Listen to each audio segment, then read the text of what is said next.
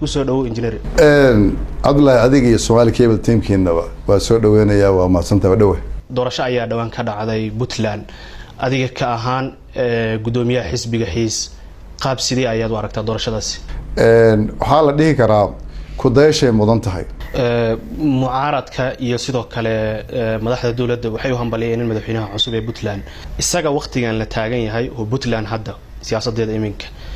yay ku haboon tahay inuu la shaqeeyo mucaaradka iyo dhanka dawladda waa center waani ku lahaa waa dhexaad maslaxada Puntland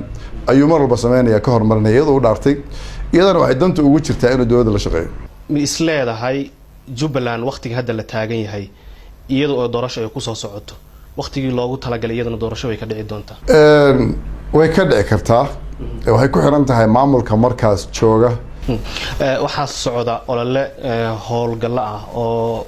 maamulka Jubaland ay doonayaan in deegaanada gacantooda ka maqan ay dib ugu soo celiyaan ka hor inta doorashada aysan dhicin sida maamulka ay sheegeen marka ma isleedahay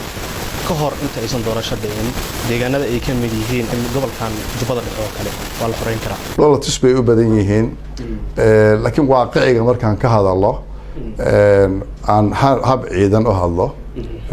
muxuu ahaay waxa weeye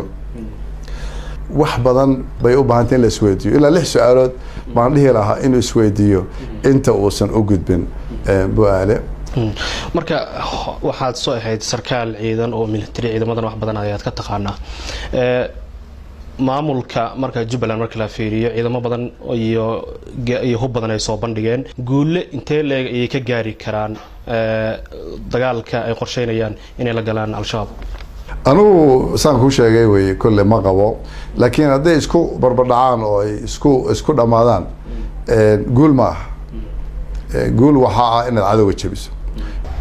maxay tahay marka sababta waqtigan ku soo aadisay iyadoo doorasho ay ku soo food leedahay Jubaland waa campaign marka duulaamadan ay dawladda dhexe iyo Jubaland ay qorsheynayaan sababta ka dambaysa soo lama dhihi karo waa magaalada Bu'aalo qowsheedu waa wax Soomaaliyeed Soomaaliyeed oo u baahan in la xoreeyo waa mas'uuliyad dawladda saaran shacabkeedii iyo annagoo dhan baa codsanayna in muxuu ahaay la xoreeyo